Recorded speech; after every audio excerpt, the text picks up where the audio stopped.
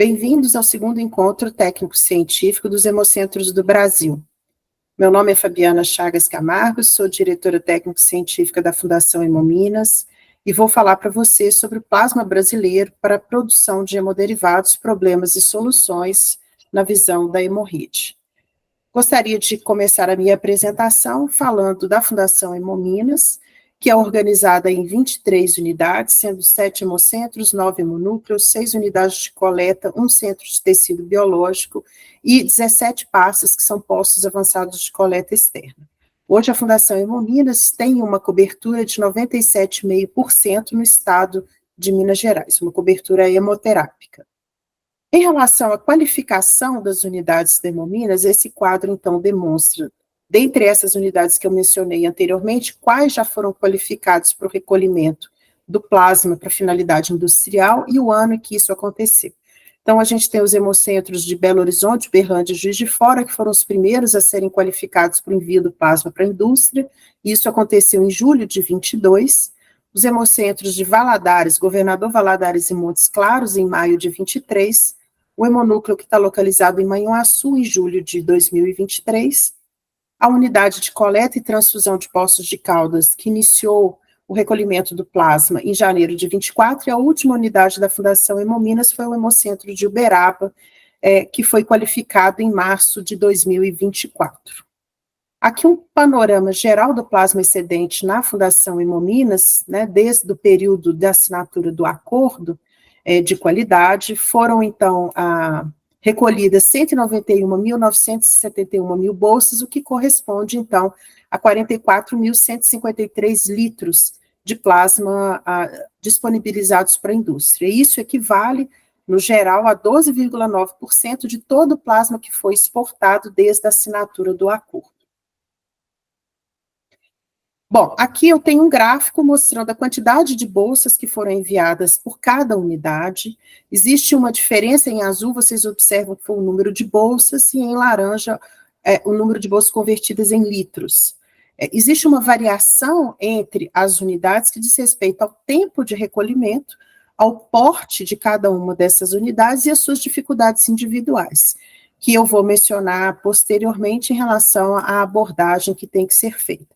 Então, a gente tem aqui o Hemocentro de Belo Horizonte, onde hoje está localizado 55% de toda a produção da Fundação Hemominas, com, então, a liberação de 85.706 bolsas de plasma para a indústria, e Uberaba, como eu mencionei anteriormente, que foi a última unidade a ser qualificada, e até o momento, até agosto agora de 2024, conforme o levantamento feito, foram 3.968 bolsas de plasma, então, liberadas para a indústria.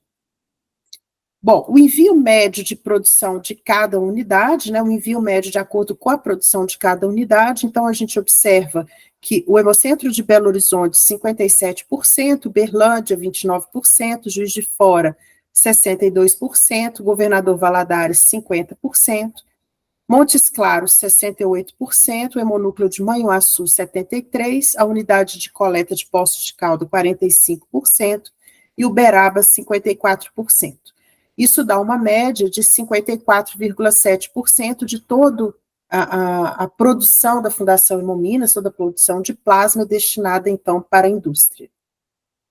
Quais são hoje os desafios, né, em relação a essa disponibilização do plasma? Primeira é diminuir os índices de descarte das bolsas envolvidas. Então, a gente faz um acompanhamento contínuo desse percentual de descarte e faz uma abordagem de modo a reduzir esse descarte, cuja meta, então, é 2%. Na Fundação Hemominas, é feita uma análise centralizada dos relatórios de descarte, que são emitidos pela própria Hemobras, em função de condições da própria bolsa, uma abordagem individual dos problemas de cada unidade, então cada unidade tem o seu acompanhamento individualizado na tentativa de identificar, né, quais são as causas que justificam um nível maior de descarte. São feitas reuniões periódicas com as referências do ciclo do sangue para implementar soluções técnicas e administrativas, capacitações que são focadas em pontos de melhoria em cada unidade. Um outro desafio dentro desse processo é melhorar o fluxo entre a Hemobras, né, a Coordenação Geral do Sangue, o parceiro fracionador e também os serviços que são qualificados. As principais estratégias são a implantação de uma gestão propriamente dita do plasma na instituição.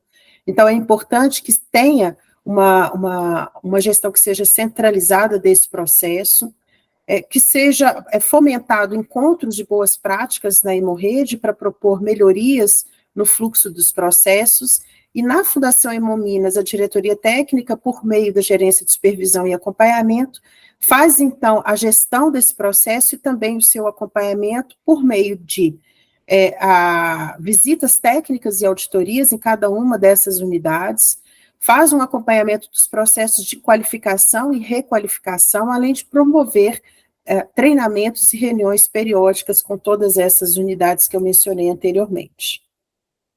Um outro desafio é o investimento em estruturação da Hemorrede nacional.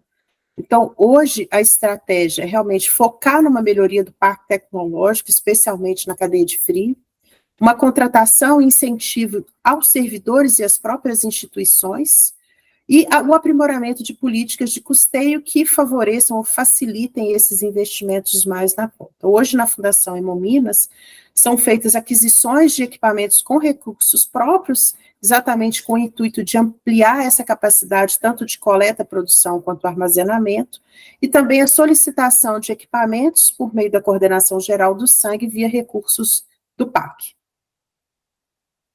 Um outro desafio é ampliar a comunicação com a Hemobras e a empresa fracionadora atualmente contratada. Então, as principais estratégias são realmente manter esse contato contínuo e estreito com esses envolvidos, por meio do agendamento de reuniões, participação em capacitações e o acompanhamento dessas visitas técnicas e auditorias. Então, na Fundação Hemominas, todas as visitas técnicas, né, da empresa contratada, as unidades qualificadas são acompanhadas pela equipe da diretoria técnica. E há também um estreitamento da comunicação com a Hemobras através, então, do agendamento e realização de reuniões técnicas e administrativas regulares. Então, é importante essa comunicação bilateral, né, para que todas as rotas sejam devidamente ajustadas durante esse processo de coleta. Bom, eu estou à disposição. Muito obrigada.